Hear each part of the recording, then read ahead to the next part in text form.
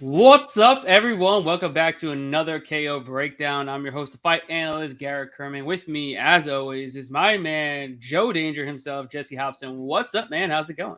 Oh man, you should have told me that the king of Tuesday Night Contender Series was going to be here.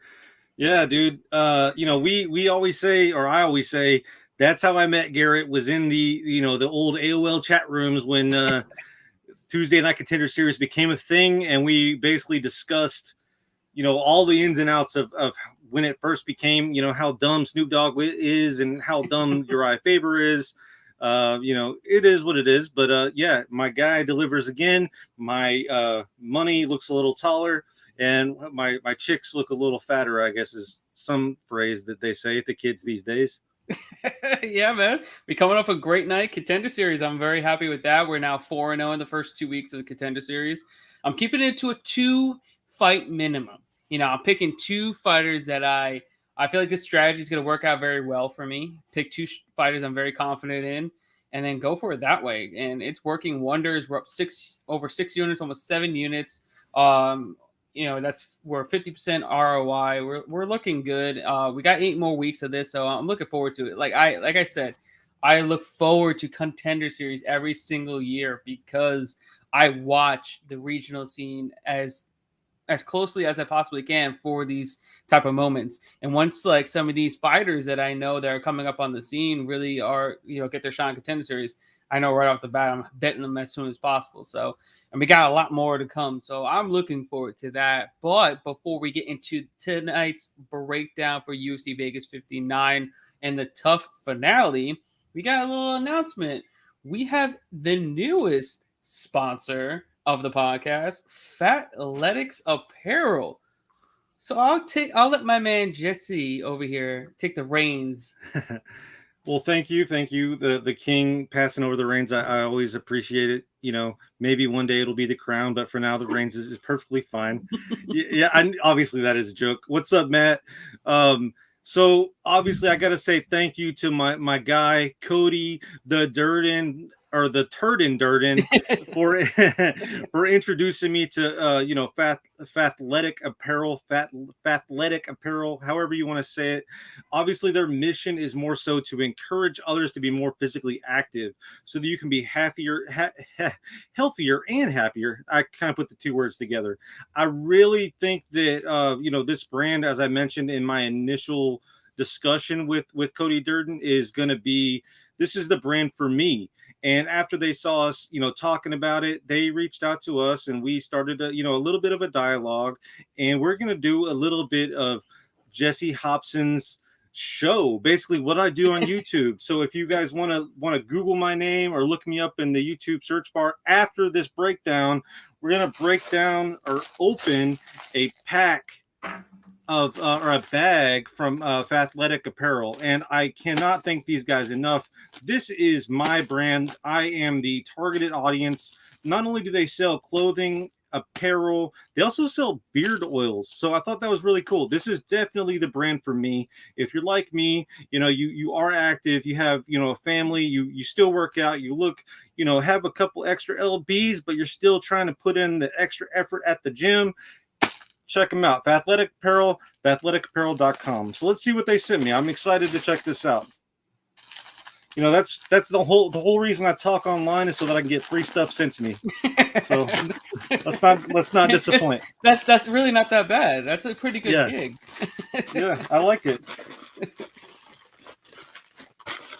All right, so we have.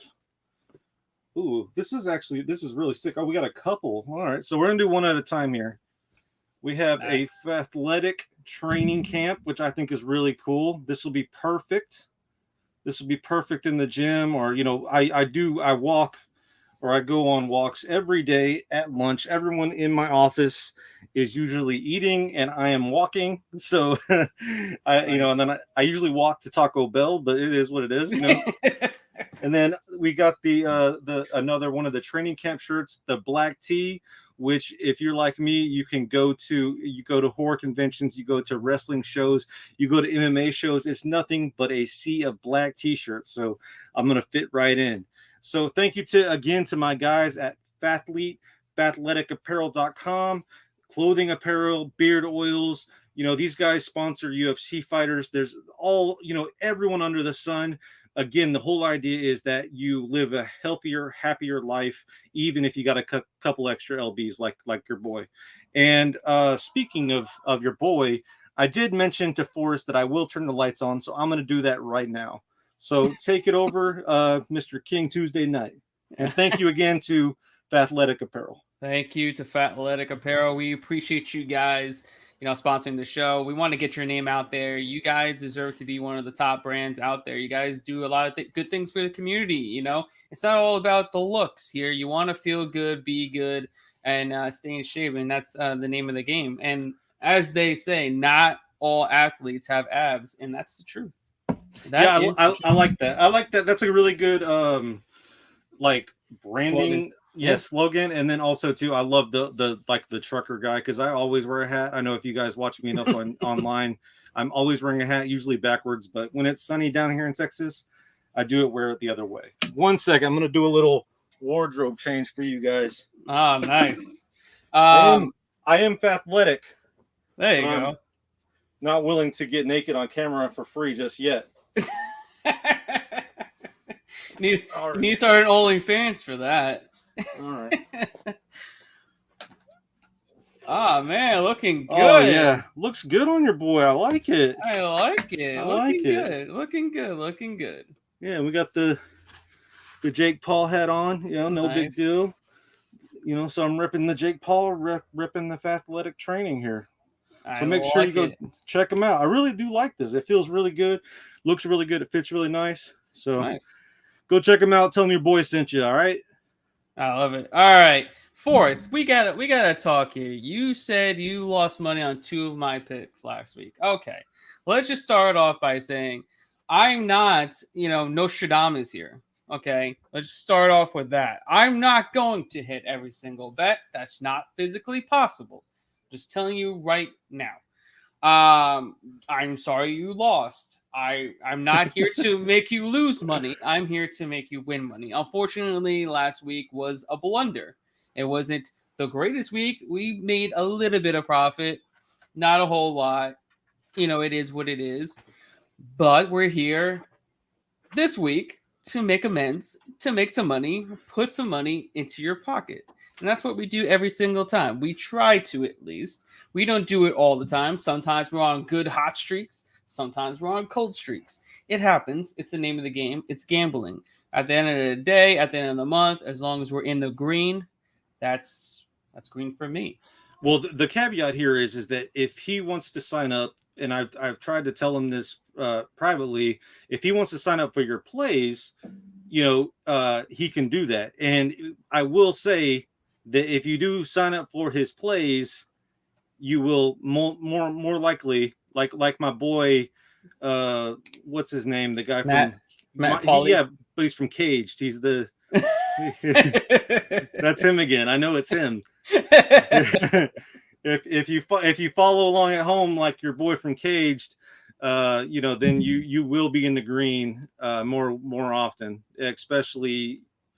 Yeah, I can't even remember the last week that we've lost. I mean, now that I'm thinking about it, the only time that I've lost was when I went against you. When I went against you and picked Ortega. So yeah, but that was a freak accident too. But yeah, and I still was plus money by the end of the night based on the fact that I got some live action. But yeah, just sign up, man. It's not that big of a deal. We got the lights going for you. Least you could do is hit up Garrett and get on his list.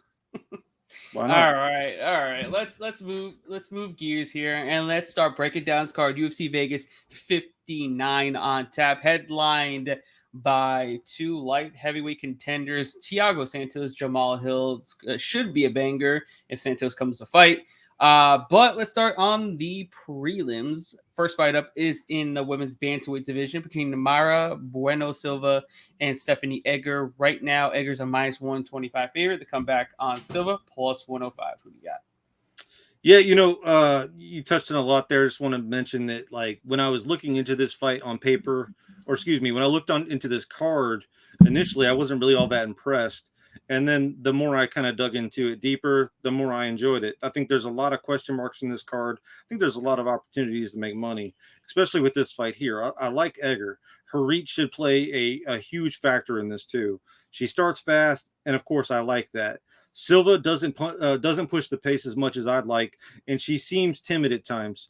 While I don't think it goes down like the Rose Clark fight, I think Edgar is the right side here. Obviously we got in early, Stephanie Edgar plus money. I just think it's the right side. Even if she for some reason doesn't win, I think it's going to be a competitive fight, and I think that she will fight for your money like she has in the past. Yeah, I agree with that. Like I said, we got in on Stephanie Edgar. I think she was plus 105. She opened at plus 130. Now she's all the way as a minus 125 favorite. So a lot of money has been pouring in on her, and rightfully so. She's a bigger, taller, longer fighter. She's a judoka black belt. I believe she's a purple belt in jiu-jitsu. She does a ton of grappling tournaments before coming into the UFC, and she showed that grappling prowess in actually all three of her fights. Unfortunately, she went against Cortez in her debut, who's a pretty good grappler in her own right. So, but then the next two fights, she absolutely dominated with her grappling, got submissions, and just absolutely dominated. And we know Silva's, biggest weakness is her takedown defense. Time and time again, she puts herself in bad positions, and I expect more of the same. I don't expect her to defend any type of takedown from Edgar whatsoever. I mean, she's getting taken down against fighters that should not be landing takedowns against her. Yeah. And now she's going against a much bigger, much stronger, in a judoka black belt. She's going to get hip tossed like it's nobody's business. And then on the mat, Edgar's way better than Silva. And Silva tends to want to play guard too much off her back. I think Edgar probably just dominates her for, at least 2 rounds. And the third round will be a little dicey, and Silva probably wins that round, but other than that, I think Edgar wins 29-28 on the judges' scorecards. Yeah, as far as low-level WMMA, I think that this is actually a decent fight, especially compared to maybe some of these other fights on this card. I'm curious to see how it plays out. Yes, I agree. Moving on, next fight in the women's strawweight division, two women MMA back to back right here. Yeah. Between Corey Mckenna and Miranda Granger. Right now, Mckenna minus 225 to come back on Granger plus 190. Who do you got? Yeah, so this is kind of an interesting one for me. I wouldn't exactly call Miranda's wins like they're not really big wins or notable wins, but I also wouldn't exactly say McKenna has evolved, since joining the UFC either. I feel like she's had enough time to kind of maybe add some wrinkles to her game, but she's really the same fighter that we saw on Tuesday Night Contender. I liked McKenna when I first looked at this matchup, as this one should probably stay on the feet. But if for some reason it does go to the ground, I wouldn't be surprised if Granger finds the sub. Granger likes to fight from her back, and while McKenna is far superior standing, she looks uncomfortable when she gets on the ground. Like, she just doesn't look pleasant. I'm going to take a stab here. My pick is Granger, but I think the play here, and I think it's an interesting one, a value at least, is Granger by sub at plus 900. I think that there's a lot of value there, and if McKenna is taken to the ground, or if Granger is on her back for some reason, look for her to fight from the ground and fight from her back, and maybe find a sub. Yeah, first and foremost, I want absolutely nothing to do with this fight. Let's just start right there. This is an ugly, ugly fight. Granger's been out for a minute. She's the new mama from last I heard. Not great. Just not good all around. And I haven't been impressed with Granger whatsoever either. And I can't imagine that she opened as a minus 350 favorite against Amanda Lemos. You know how crazy that sounds? That's crazy. It is pretty crazy. Like, in hindsight, she was a minus 350 favorite over Amanda Lemos. That's just insanity. And then she was also a minus 170 favorite over Ashley Yoder and lost both of them. So that's pretty much where the line is drawn to here. McKenna lost as a big favorite against Reed. That was horrible. And now she's another big favorite against anyone that's a living, breathing human being, which is kind of insane. And I don't think anybody should be betting Mckenna at minus 200 against anybody. It doesn't matter. She doesn't fight smart. She's a hobbit, just like her nickname. She's tiny. She has, I think, the shortest reach. Either her or Vanessa Demopoulos have the shortest reach in the UFC, and she has a 10-inch reach disadvantage in this fight. Those are going to play massive factors. If I'm taking a side, I'm taking Granger, especially at the line. There's no reason that anybody should be betting Corey McKenna at this line. Whether she wins or loses, I think that's just Ridiculous. no way. Yeah, it's just not, that's not the way to bet. It's taking a fight like this that's 50-50, and you're going to get a fight that's going to be super close on the scorecards. Yeah, I'm passing altogether, but I would take Granger at this spot and this price point. Well, also too, you're missing one very important factor. Hashtag fade Faber. Oh, and that's another reason as to why I don't think McKenna has evolved. All they do is those looping punches over there and try to find the knockout, or, in McKenna's case, do a bunch of punches back to back to back with the same, like, with no changes. Like, it's the very same person that we met, or that, the world was introduced to on Tuesday.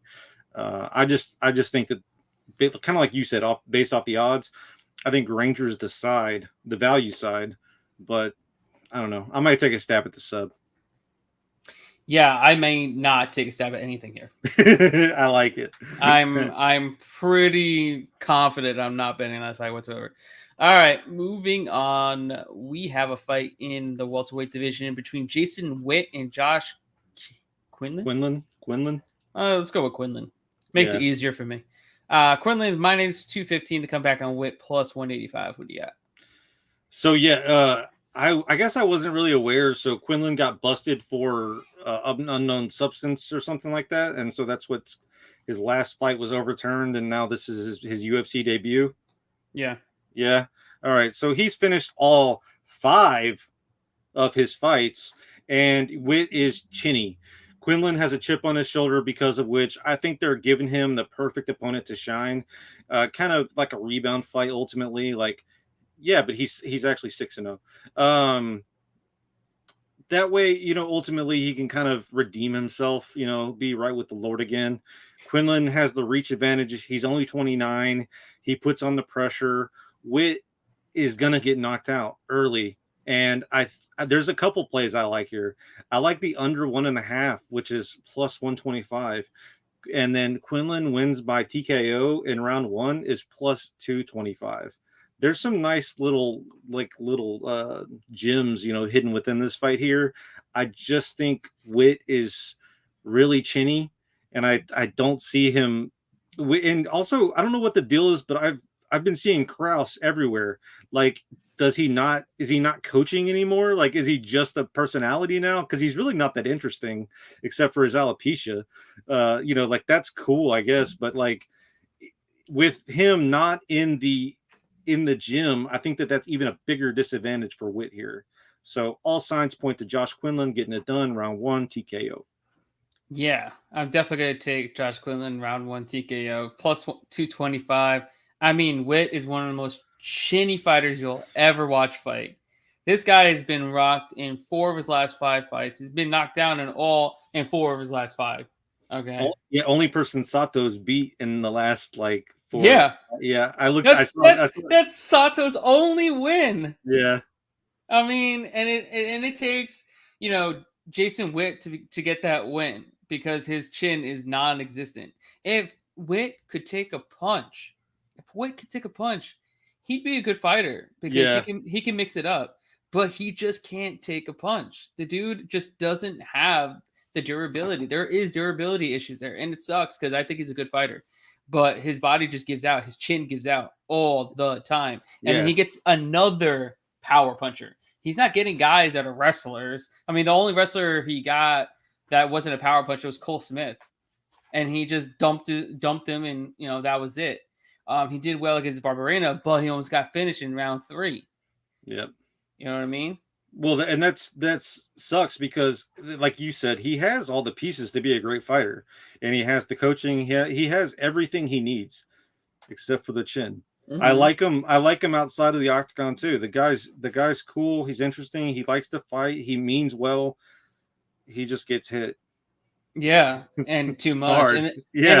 and also he's fighting's not his only thing in his life either. I'm pretty sure fighting is the only thing in Quinlan's life right now.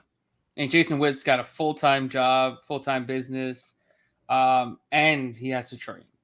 So that's not not ideal. Not ideal when you're betting on somebody. But all in all, I got Josh Quinlan winning. I do like the under 1.5. Someone's getting knocked out. Someone's getting finished early. And I like Quinlan by knockout, which is minus 110. Quinlan by knockout round 1 plus 225. You can even save yourself Quinlan round 2 plus 550 as well. Yeah, I don't hate that. That's actually kind of nice. But I mean, if I was Jason Witt, I would ultimately just come into every fight with the idea of trying to knock out the other guy before me, because that's really all he has to do. Is I mean, I say it like, yeah, that's all he has to do. Right. But I mean, in all reality, it's like hit or be hit, and if he hits the other guy hard enough and fast enough, then ultimately it doesn't happen to him. Like, I know it sounds so simple, but I mean, it sucks because, like I said, he's a good fighter, man. It just his chin. Like, maybe he should just be a coach with Krause. There you go. I think it's gonna happen one day. Yeah. All right, moving on. We got a fight in the welterweight division between Brian Battle and Takashi Sato. Right now, Battle minus 255 to come back on Sato plus 215. Who do you got? We're Sato and Battle. Yeah. Let's see. Sorry, man. So so we were just talking about Sato. This is one of those fights where the fighters are meeting at kind of like opposite points in their careers. Battle's the new I like to say the new cool toy, but he's really been around for a bit. He's battle tested, he's proven, but he's at this point he's kind of ready to make a name. And Sato is the older guy that doesn't want to hang it up quite yet. But that's just it. The only people he can beat are guys like Jason Witt. While this is a big test for Battle, I think it's the right test. If he wins, which he should, it will show all of the doubters that he belongs in the UFC. Based on the line, it seems like he only has a few doubters left, and rightfully so. The guy, he is a monster, and he really well, with all the head games and the tough house. I really enjoyed what he did to Gore personally. Battle should control the fight. I'm confident he avoids any submission attempts and probably cruises to a decision win. I do like the sub play, but I do think that Sato's a little bit of a threat as far as a submission guy himself. But I just think that Battle knows what he's doing on the ground. He can wrestle. He can control Sato. If anything, I think he might knock out Sato before he subs him. But I see this just going to a decision. I think Battle's going to play it safe. Sorry. No, you're good. I kind of agree with that notion as well. I just reluctant to pay a premium for Battle that's coming down from 170. He's a pretty big ass dude. He's like, I don't know, 6'2". He's got a long frame. He's primarily at 185. He wasn't huge for 185, but he's still big enough. So, he's going to look a little bit different coming down to 170. Well, that 185 to 170 gap is pretty big of a gap. Not as big as, 205 to 185. But I mean, he's got enough tools to beat Sato. He's got a good enough chin to not get blasted like Jason Witt. He's got the wrestling advantage as well. He's got the grappling. He's got the jiu-jitsu. He's got the volume advantage. He uses his kicks to stay out of range. And Sato is normally just a 1-2 straight down the pipe type of fighter. And Battle should be able to, outstrike him with ease or take him down and do whatever he wants. As long as he doesn't get clipped because of, him gassing or, the weight cut being too brutal for him. As long as none of that affects him, I think he should run away with this fight. Yeah, he just has more tools in the case, or however that phrase goes. More tools in the shed. I think that's how it goes. Whatever. He has tools, and he has more of them. He's got tools. He's got something. All right, moving on. What we got? We got Forrest Daniel saying Garrett's beautiful hair and Jesse's magical beard are the two missing pieces to form Voltron. I was thinking that before we went live. I was like, your hair, it kind of stands out a little bit today. I don't know. Maybe you got some new product, or maybe, with mine, I will say that I put a little bit of the Fathletic apparel in my beard before we went live. So it not only does it feel good, but it smells good. And I feel more confident. Like, so that's all I have to say about that. Well, that's great. That's all you have to say. But I don't know, man. My hair is just on point today, I guess. I don't know. And no product. It's all natural. All natural. That's just like I like my women. You should keep up with that. I like it. All right, moving on. We got a fight in the lightweight division between Terence Mckinney. McKinney is back in action to take on Ghost Pepper Eric Gonzalez. I had to remember his nice nickname. I like that. The Ghost Pepper Eric Gonzalez. Right now, McKinney is the biggest favorite on the card. Minus 850 all the way up to minus 1,000. Yeah. That's insane. And the comeback on Gonzalez is plus 600. Who do you got? Honestly, dude, like, I might even take a stab at Gonzalez just for fuck's sake. Check this out. That's insane. Gonzalez by knockout plus 1,400. Yeah, that's stupid. And then McKinney by knockouts plus 120. That's crazy. The crazy thing is, McKinney's gonna give him the fight, give Gonzalez the fight that he wants. Yeah, he wants to strike, he wants to knock somebody out, so he's gonna give him a shot, unless he goes full D1 wrestler, which I doubt he will. Which I doubt, yeah. Gonzalez has a shot of cracking his chin. It's not like McKinney hasn't been knocked out before. Yep. Well, and he is coming off a knockout. Like, he looked good against Dober, but he did. Until he got cracked. In all honesty, McKinney should win this fight, but at these odds, these are the type of odds that you just bet the other way just cause. Yep. And recency plays a huge factor in this fight. Gonzalez lost to 40-year-old Jim Miller, legend Jim Miller, but it was by sub. T-Rex is not subbing Ghost Pepper. If anything, he'll get a highlight finish. I think that there's an argument to bet Ghost Pepper here. But I also think that there's an argument to bet McKinney by KO. You can cover your ass and just bet Gonzalez straight up and then McKinney KO, or you could bet both of them by KO. I mean, I don't know. I think either way, both these guys are going to be swinging for the fences, especially T-Rex. He might overextend himself a little bit and therefore open up his chin to Gonzalez, which will open up the odds for my favor. But here's the thing. If Miller can beat Gonzalez, then McKinney can beat Gonzalez. So I don't know. I don't know. Look, I like the underdog play. Yeah, like, this is a fight where it's like, the dog should lose, but you just throw a little bit on the dog just because the line is just astronomical. I mean, no one in their right mind really thought Dobson would dominate, Akapova. Nope. So why should McKinney be minus 1,000? He's nowhere near like a title fight or anything of the sort. And coming off a loss where he just got knocked out. And when the hell was the last time he got knocked out? Because I don't think it was that long ago. In round 1, too. So, I mean, it was a pretty beautiful. It was 5 months ago he got knocked out. Yeah. And Eric Gonzalez, I think it's been a minute since he came back after getting knocked out, too. Was the Miller a sub, or was that a KO? No, it was a knockout. Oh shit! Okay, well then I was just assuming Jim Miller subbed him for some reason, even though my notes say otherwise. Yeah, he knocked him out, but like with the Jim Miller, he hasn't fought since October of 2021, so he's given himself enough time to kind of recover, and kind of fix some holes. No, McKinney's like, let's get right back into it. I'm not saying that's going to be a factor, but I mean, durability. It could be. durability becomes a factor when you're not giving yourself enough time to really heal.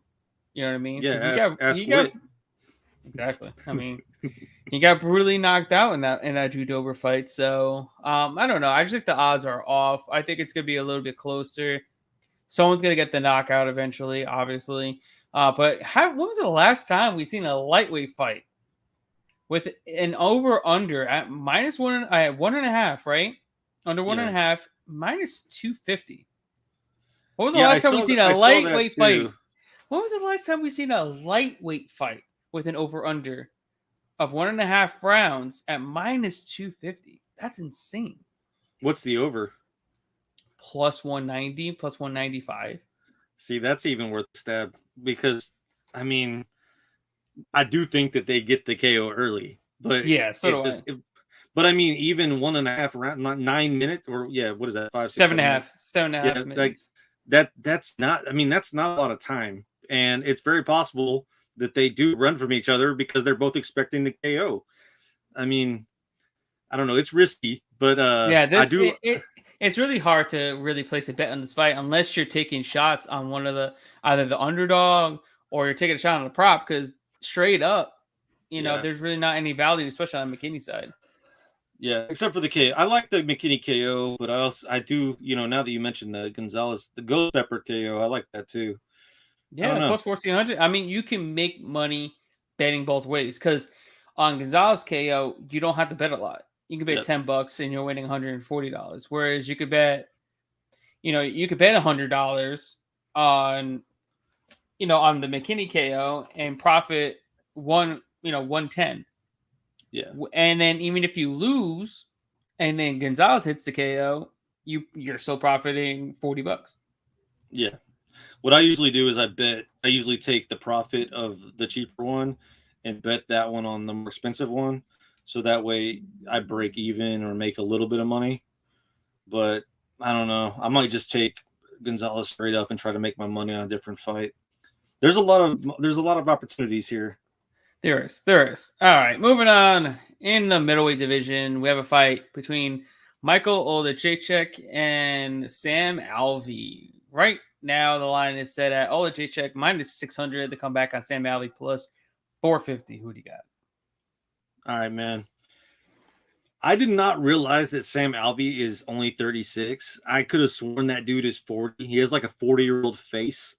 The shtick, his whole like happy-go-lucky bullshit. It was funny the first time, maybe even the second. But I hate his stupid hair. I hate his dumb walkout song. I hate his smile. I hate the whole thing. Mikael needs to knock him out in round 1 and just send this guy packing. I'm ready for this. I'm ready for people just to forget that he was even a thing in the UFC. I don't know why he's still here. I was reading some stuff on Twitter earlier, the MMA Twitter, and they were just kind of talking about how he probably knows something. How is someone with this many losses still in the UFC? The play is Michael. The play is Michael TKO round 1 plus 200. Get him out of here. All right. Before we get into my breakdown of this beloved fight between Sam Alvey and Lord Michael Olejniczak, we got to address some things. Our man, Pedro Xenofonte, I'm sorry if I butchered your name. We'll like us to speak a little bit. That's right. We'll like to speak a little bit about Josh Quinlan and Brian Battle. So let's give a little synopsis of what we went down. We are both on the sides of Battle and Quinlan because we think they are the better fighters. We think Quinlan's going to knock out Witt. Witt's chin is deteriorating. He's been knocked down in 4 of his last 5 fights. And we think the younger, fresher fighter, more powerful fighter, and Quinlan should be able to get him out of there inside 2 rounds. We are going to take Quinlan inside by TKO round 1 plus 225, maybe sprinkle a little bit on the under 1.5 rounds of plus 125, as well as the second round TKO prop for Quinlan at plus 550. And when it comes to Battle, we're probably going to do a little parlay with him because his line is at minus 255. But we do think he gets a job done. Still a little bit worried about the weight cut. I might wait until the weigh-ins to see how his weight's doing, how he looks on the scales, because he is coming down from middleweight. But all in all, he should get this win. Better grappler. He throws more volume, uses his range very, very well. Bigger, taller, longer. He should get the job done against Sato. And we have Thomas Kane saying that we are wrong betting against Mara Bueno Silva. She dominates. It's possible. She has the utmost advantage on the feet, but time and time again, she always has the advantage on the feet. And then she gets taken down against lesser opposition. Like I believe Kim was, or I forgot. I think it was Kim that was her last fight. She got taken down by her, and she lost round 2, just getting laid on in round 2. Edgar is much better than her last opponent, and I think Silva's got taken down in every single UFC fight thus far. So I think that's going to play a major factor because she doesn't do well keeping her range. She always comes forward. By coming forward, she overexerts herself. She lunges forward. She ends up in the clinch, and then, small octagon. There's going to be some clinch work, and if it gets in the clinch, Edgar, the judoka black belt, she probably would take her down. And she's a purple belt in Brazilian Jiu-Jitsu. She works very well on the ground. I think it's gonna be a little tough. I could be wrong.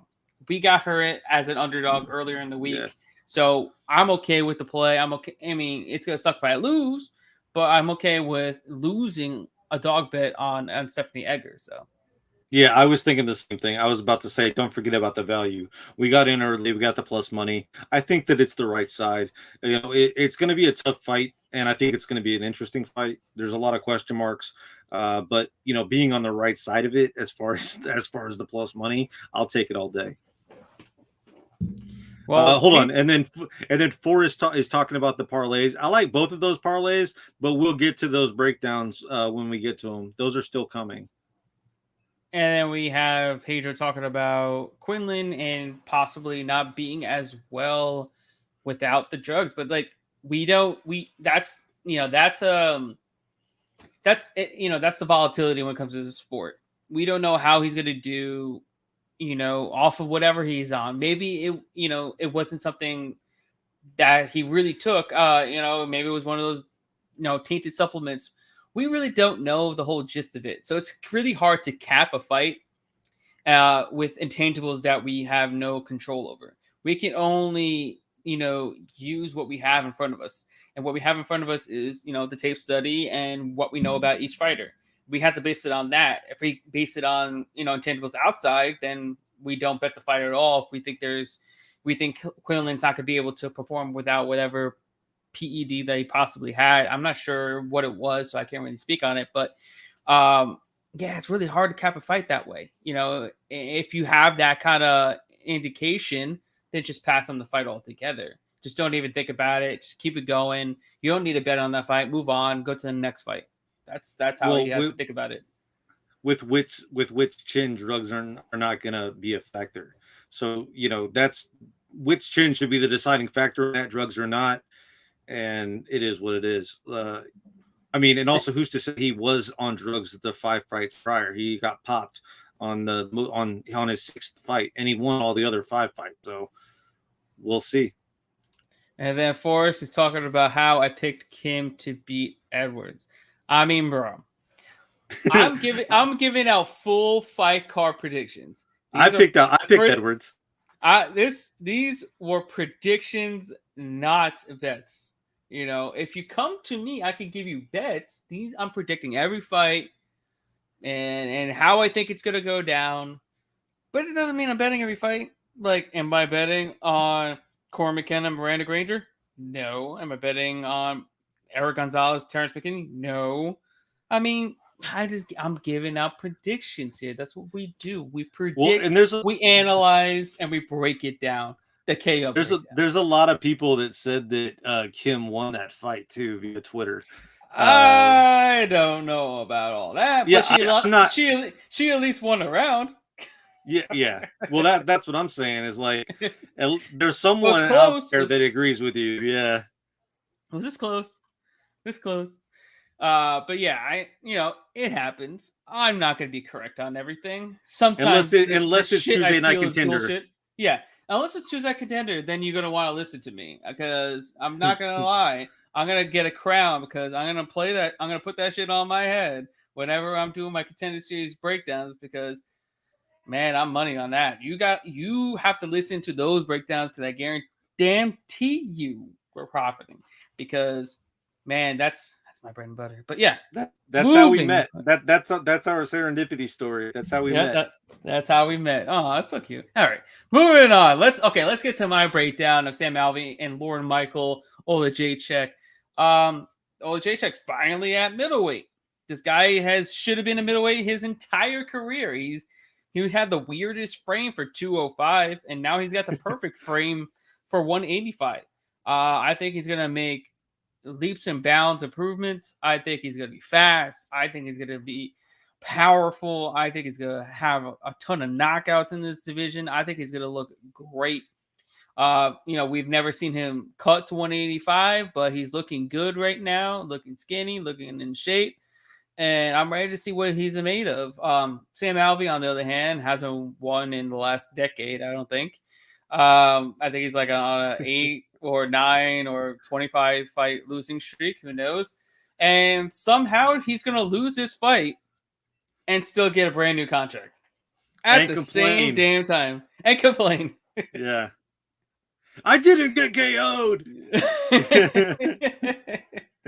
Yeah. I have nothing against Sam Alvey. I like Sam Alvey. It's just I don't think he should be fighting anymore or anybody that's really decent. Let's put it that way. You know what I mean? I wish he would like show up to this fight as like a heel and like call himself like frowning Sam Alvey. Because then I would actually I would be about that life. I would buy a shirt. Like that would be so sick, man, because like he's almost 40. What does he have to be smiling about? Like he's getting old, he's getting knocked out, he's losing. Dude, turn it around, Sam Alvey. Frowning Sam Alvey. Hashtag Cody the Turn Durden. Hashtag smile or frowning Sam Alvey and hashtag Fade Faber. We got all the hashtags here, everybody. The hashtags, all of them. All right. Hashtag Fathlete. Hashtag Fathlete.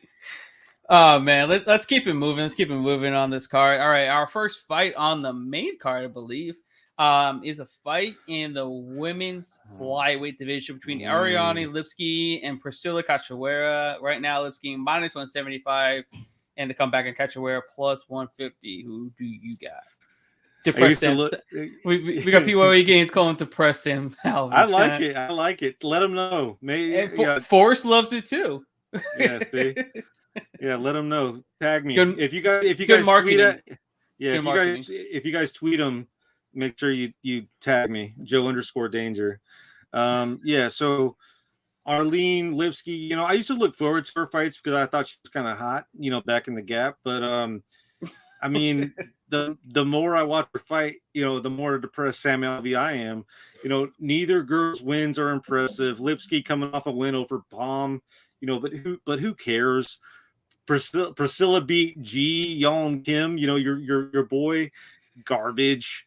I'm just siding with age here, and the fact that Lipsky has won via KO, sub, and decision. Maybe she gets another sub here as two of four of Priscilla's losses are via sub. Don't care though, as Lipsky shouldn't be a minus 170 against anyone. I don't think either girl is impressive. I'm not betting anything here. If anything, I'll put my hand in my pocket and enjoy this fight as a fan. Yeah. Let me start off again that I will not be betting on this fight because I want nothing to do with either one of these fighters. Because, I mean, at least Priscilla will fight for your money. She will. She will also eye gouge for your money. She will probably kick someone in the private area for their money. She'll money. Straight up die in the freaking octagon for your money or her money, I guess. Like she will do everything she can for your money. At least I give her that.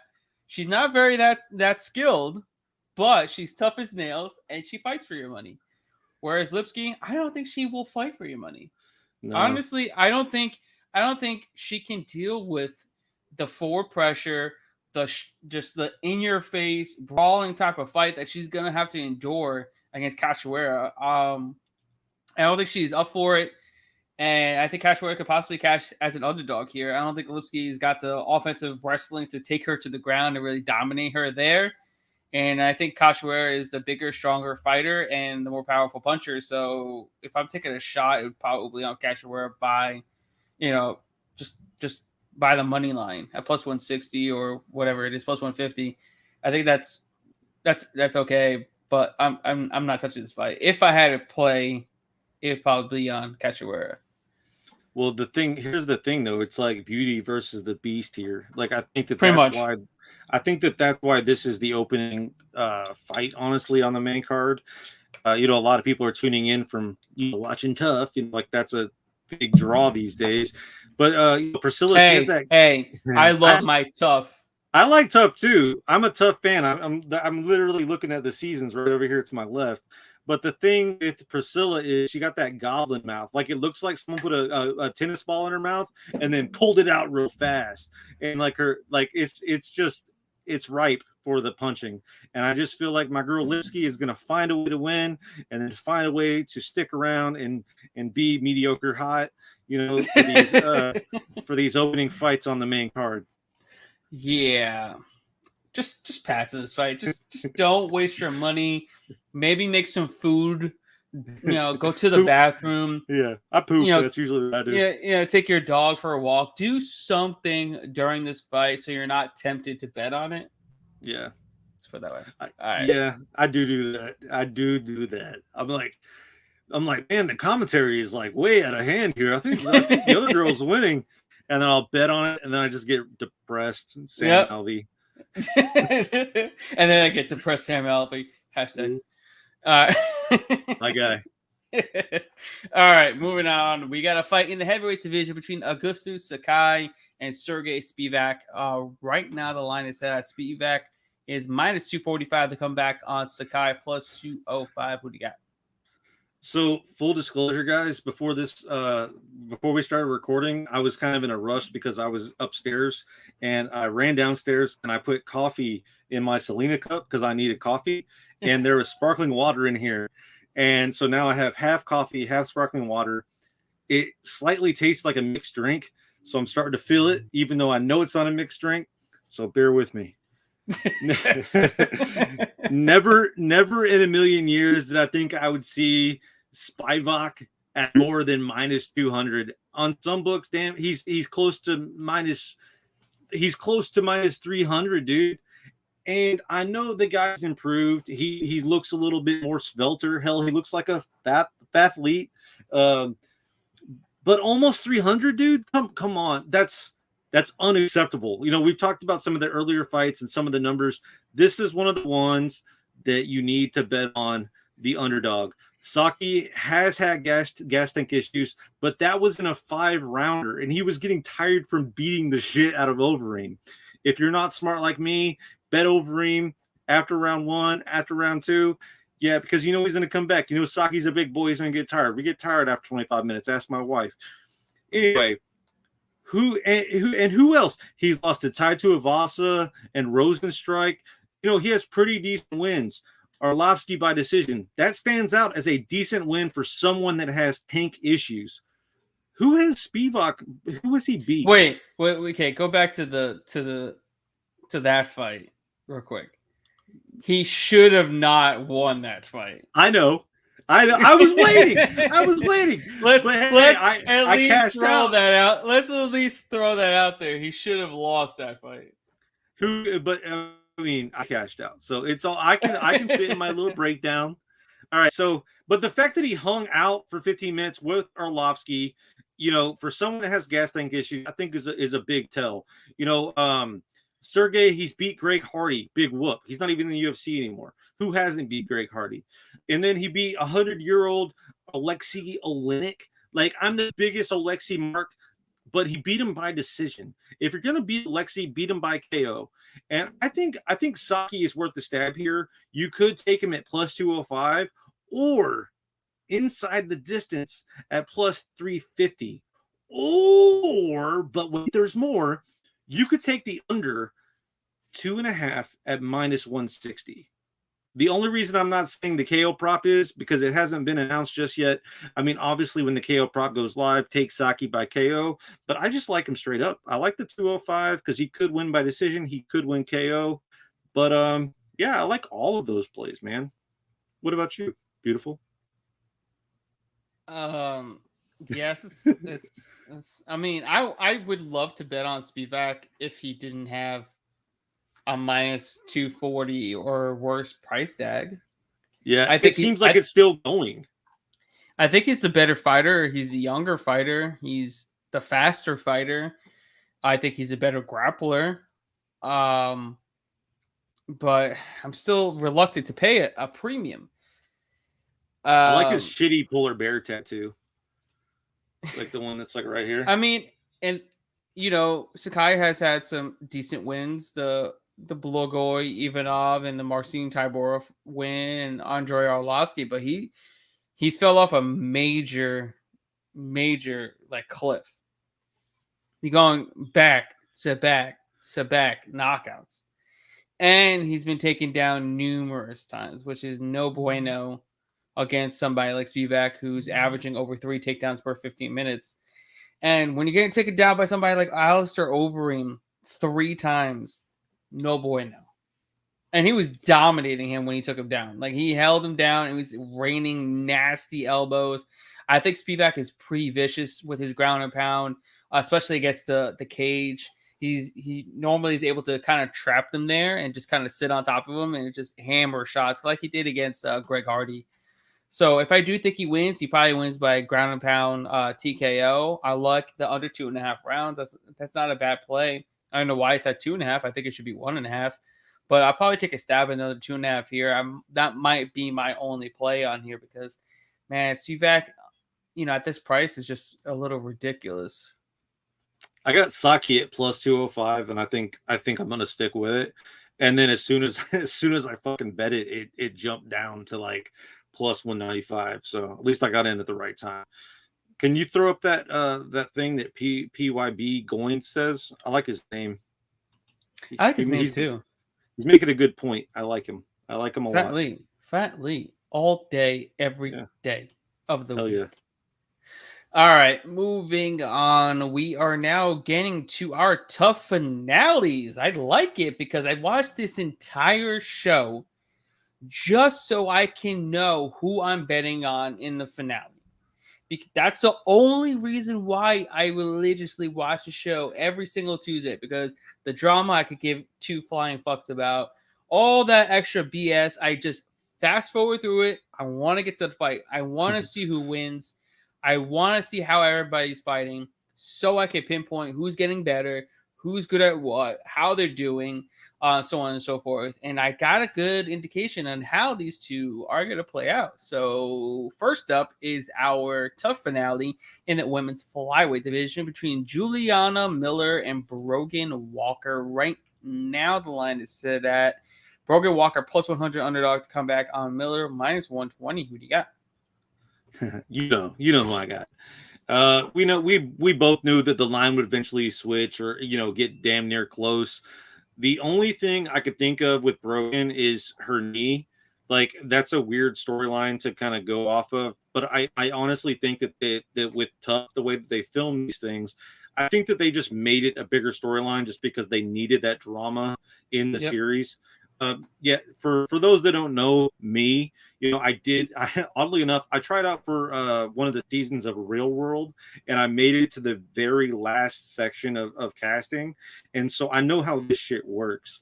And they needed someone confrontational to be in that season. And there was another confrontational guy, a lot like me, that they chose over me just because he had a little bit more quirks than me. And they told me straight up, like, he's just as asshole as you, but he's weirder. So we're gonna go with him. I mean, no harm, no foul.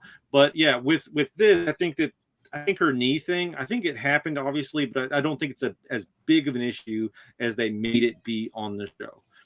While I think that Walmart Jillian Robertson is pretty good on the ground, I think that Brogan should be able to defend, the submission attempts, the takedowns, and I know Juju Miller. I know she's fighting for the beaten, the broken, and the damned, all three, because both of our parents, both of our dads, took us to the city to see a marching band, and because of which, I understand where she's coming from. I just think that Brogan Walker Sanchez is the better fighter, and her sister is hot, and ultimately my money is with the hotter or the lesser hot of the sister.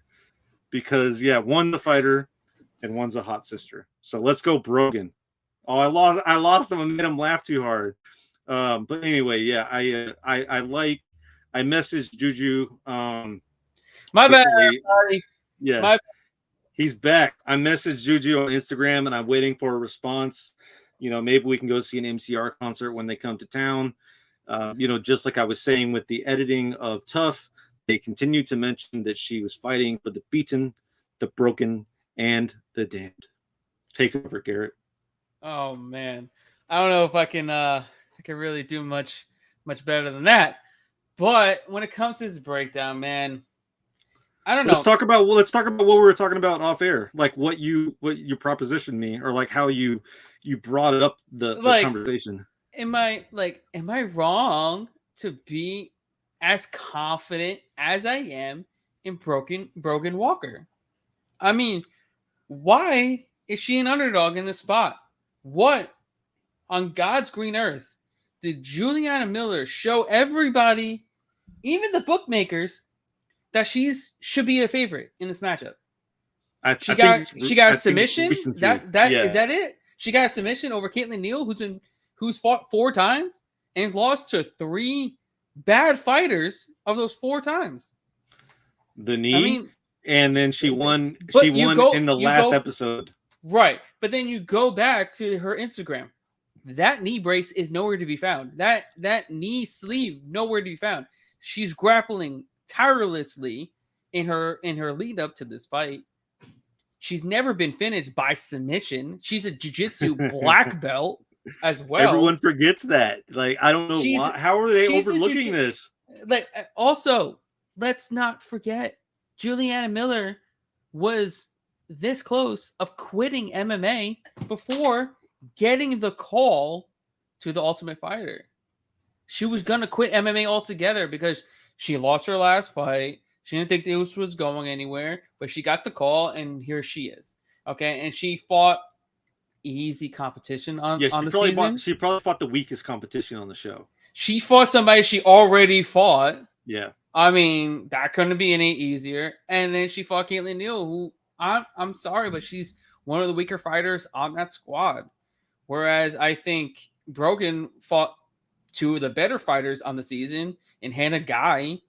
And I'm sorry, I forgot the other girl's name, but she's also a very good wrestler, and she was able to defend the takedowns. Granted, she was a short notice replacement. She was coming up from 115 to 125. But I know she was smaller, but she's a very good wrestler. Juliana Miller is not a good wrestler by any stretch. And it took Erin Blanchfield 2 rounds to finally get a takedown and really cement her on the mat. And Erin Blanchfield is light years better than Juju in every facet of the fight. Brogan was fucking her up on the feet, and that's when Erin Blanchfield had to take it to the mat. Brogan has a massive advantage on the feet. She's shown good takedown defense, and I don't know if Juliana Miller is some new fighter in the last 3 months. I don't see how she's going to be able to beat Walker in this fight. I just can't see it because she's at such a massive disadvantage on the feet. She's not a good wrestler.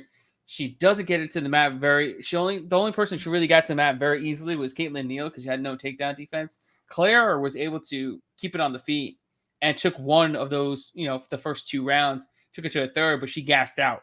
If she didn't gas out, she probably would have won that fight. As long as Brogan Walker doesn't gas out, which I don't expect her to, she should dominate this fight wherever the fight goes because she is a jiu-jitsu black belt. She's never been submitted. She's beaten better competition. I think in her last 5 fights, her combined opponent's winning record is 36-15. 36. That's pretty impressive, actually. She's fought Miranda Maverick, Pearl Gonzalez, yeah, she's fought some big dogs. Aaron Blanchfield, another fighter that was 10-3. I mean, she's fighting legit competition, whereas Juju was only 2-1 coming into her contender series. So you're talking about she's got 3 times the amount of experience facing elite competition, and then she's an underdog. Yeah, but here's the thing. Let me ask you this. This is, I think, the most important question about this fight. Is Brogan Walker, is she fighting for the beaten, the broken, and the damned? She might be. I mean, what's the deal with her name? Does she have another, like, is she getting married or something? Why does she have 2 names? I don't know, but It's a very weird question. I gotta keep it professional, bro. You're me. But I do think it's kind of weird how half of whenever I message Julian Miller to like kind of troll her, half of her pictures are her and her friends in the jacuzzi, which I felt that was kind of weird. Like, you're a fighter. Like, why are you doing these bathtub or jacuzzi streams? Like, it kind of reminds me of that one chick that was on Tough that just retired.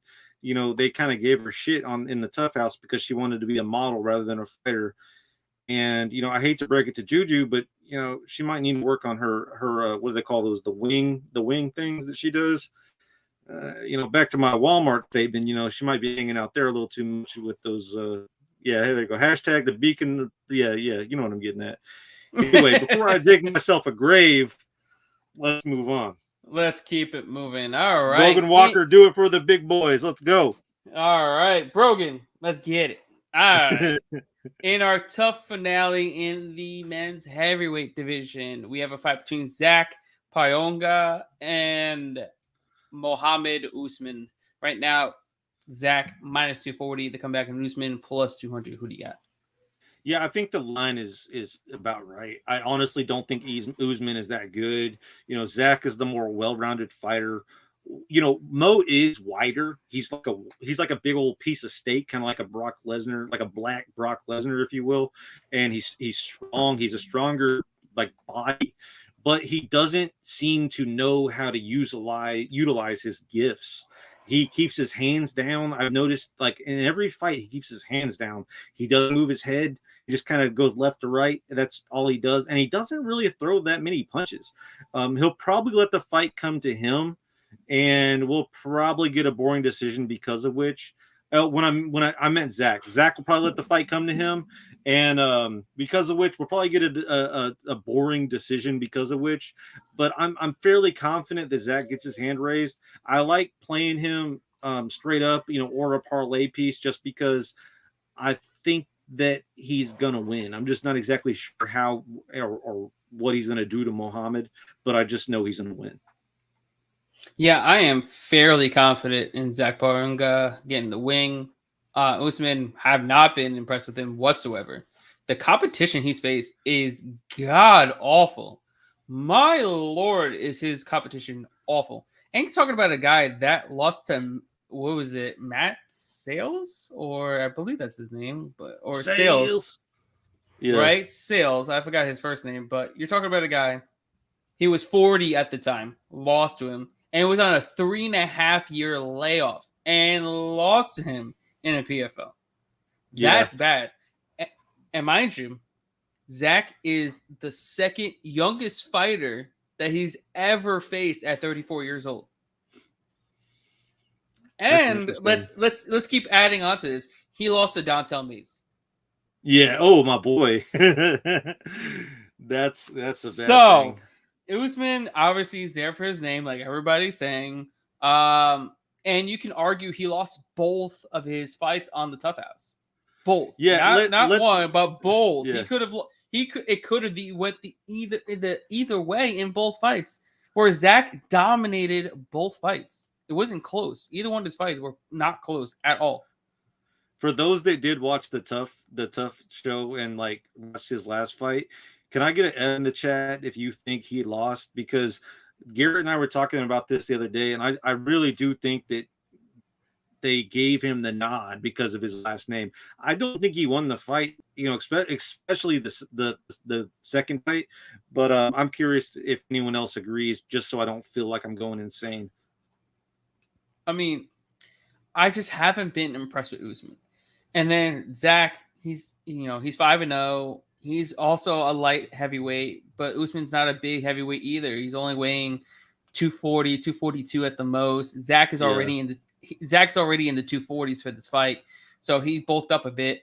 He's the main training partner for Curtis Blades in all of his fights. So you already know that he's got great takedown defense, and he's already got good hands. And guess what? Here's the kicker. These two have trained together for the last 2 years. They just split up. He just went to Fortis MMA a little bit before, the Tough House, the Tough Show. Yeah. And not because they were going on the Tough Show, because I guess there were some indifferences between camps and him. So he just changed to Fortis MMA. But these guys have been training partners for 2 years, so they're very familiar with each other. And I think that gives Zach even more of an opportunity, to get this win. I think he's better everywhere. He's faster. He's more technical. I think he's a better wrestler. He's a better submission artist. He's literally better everywhere other than size and power. And I don't think those are going to be enough to beat someone as good as Zach Pionga. Well, especially considering Usman's already existing losses and the tough losses or wins, I guess you could say. I remember the PFL fight because I remember him being a huge favorite, and I remember seeing his name, and I'm just like, I'm not touching that, like, because we all know how brothers fare in the fight business. Usually, only one of them are fairly good. Yeah, that's weird. That is true. Yeah, I can only think of like maybe the Diaz brothers and those little guys that used to always try to fight, at weigh-ins. They were both kind of decent, but I mean, obviously not that great because I can't remember their name offhand. All right, moving on. We got our fight in the co-main event between Vicente Luque and Jeff Neal in the welterweight division. Right now, Luque is a minus 180 favorite to come back on Neal plus 155. Who do you got? Yeah, also the Pitbull brothers, good point. PYB. The Pettis brothers, I don't know. They hit ups and downs. I wouldn't exactly say any of them are really, what do you call it, like top tier. The Pettis brothers have been there and then fell, and then been there and then fell. I don't know. I'm probably showing my my, what do you call it, my your old age. Yeah, that is my casualness. But I think the Diaz brothers are really the only legit, like, stay in the conversation brothers. Even if they lose, they're still recognized. Pettis kind of gets shit on once he loses. Anyway, Luque, he has so many ways to win this one. It just really depends on how he wants to do it. From the tape that I watched, Neal, he fights. He's a Texas boy, isn't he? Yeah. Yeah, I've seen him fight. He's usually on all these regional cards down here before he was in the UFC. Also his family usually sits by me whenever we do go to the UFC events, which is pretty crazy to see, like, someone's mom cheering for a guy that's like beating living dog shit out of somebody. Anyway, Neal does like to box, and he backs up when he does so. I think, and because of which, Luque, he does the same thing, but he does the opposite. He moves forward. I think eventually Neal won't have a place to back up, and ultimately Luque will capitalize. If they're training, Luque wins, but Neal does have a better shot at stealing the decision. But if Luque is smart, which sometimes he is, sometimes he'll find a way to get it to the mat, and I think he'll finish Neal on the ground. I like him by sub just because I feel like that's the obvious path to victory here. But I took him straight for safety. I like Vicente Luque. I like him to win, and that's. I think it's just a safe, confident play. Honestly. Do we count Frank and Ken Shamrock? Yeah, man. That's probably the most. That's probably the biggest. Yeah, that trumps the Diaz brothers, man. Because Frank, he's a fucking beast. And then you got the Ken Shamrock against the Gracie stuff. Man, I mean, that's arguably. I mean, that's a good question, man. We could probably put that up on Twitter. Do a little like, hey, who do you think are the cooler brothers? And then I'll just put my name, and then I'll win the whole. Yeah, that'll work, right? Yeah, that's how I do it. That's how I do things around here. But yeah, All I think PYB wins that contest. So yeah, I think so cool. too. All right. As far as this matchup goes, I just feel this is a tailor-made matchup for Luque to win. This is a fight for Luque to win. Like, I mean, what is Neal going to do? He's going to stand there and strike. That's exactly what Luque wants to do, stand there and strike. Neal already said he's going to go out there and strike. He's not going to look for takedowns. And then Neal's not a Wonder Boy. Neal is not a Bilal Muhammad. He doesn't have to chase him. Neal's going to be there to hit. And Santiago hit him a lot. Santiago Ponzinibbio also outlanded Neal. Granted, he only landed 39%, but he outlanded him 91 to 85, and he outvolumed him 229 to 161. So right there, Neal doesn't throw a ton of volume in the 15-minute fight, and he lets his opponents, outpace him and outpressure him. And I feel Luque will do the same. And we know that Luque is going to be the one that's landing the harder shots, and he's the one that's more likely to get a finish. I don't think Neal's going to have to crack him to win, point blank. He's going to have to knock him out because on the scorecards, Luque is going to be the one that's doing the damage. Luque is going to be the one that's going to be outlanding him and outstriking him. And I think Luque gets done. I'm quite confident in him getting back on track. This is the right opponent for him to get back on track because it's somebody that's going to stand there and trade with him. And not many can stand there and trade with Luque. And I'm taking him all day in this spot. Do you think he gets the finish, or do you think it actually goes the distance? I think it goes the distance. I think Neal's tough enough to hang in there, but I just think Luque just does more. I don't think Neal's got enough firepower to really fight back and actually be able to come forward. I think Luque is just going to be in his face the entire time and just touching him up, landing in the heavier shots, and just being better on, enough to win on the scorecards. Well, I really just don't see any other path to victory for Neal other than a lucky split decision. But as we've seen lately, power pays the bills. Power wins the scorecards, and Neal doesn't have that. So I don't know. I just don't see Neal winning. That's his only path to victory is getting a lucky decision win. But I mean, and you look at it too. I mean, he almost lost to Ponzinibbio, right? Yeah. Well, I mean, that's as close as they come. Right. I mean, and it's that's a pretty massive jump from Ponzinibbio, who probably shouldn't be ranked, to someone who's in the top 5. Yeah, it's a huge leap because I mean, and then he lost to Neal. He lost to Neal Magny, who Luque would fuck up. Yeah, I agree. I mean, it's weird matchmaking for Neal's sake, but I think for Luque it makes sense because he wants to get a bounce back. I just don't think that this is the right play for Neal and company. You know what I'm saying? Like if you're trying to get up in the rankings, maybe take baby steps. I just feel like the Luque has more options here. Like it just seems like the clear-cut victory. I just can't. I can't fathom a Neal win here. As much as I like the guy, I just can't see it happening. Even against Muhammad, he still outlanded him 84 to 60, outvolumed him in significant strikes, 184 to 155. He landed 45% of his significant strikes as well against somebody that was very hard to hit, and somebody that he had to, worry about the takedowns as well. So whereas Neal is, 1, he's not elusive, and 2, he doesn't have to worry about takedowns. So it's just going to Yeah. be forward motion, coming forward, landing his shots, and I don't think Neal's going to be able to get out of the way of it. Yeah, I agree. I just don't see it. I don't see any other way like this goes down. Let's move on because I mean it's obvious. Yeah. All right. Moving on to our main event in the light heavyweight division between Thiago Santos and Jamahal Hill. Right now, the line is set at minus 275 for Hill to come back on Santos plus 230. Who do you got? I like that he said like I can't fat or he Forrest commented on that I like that.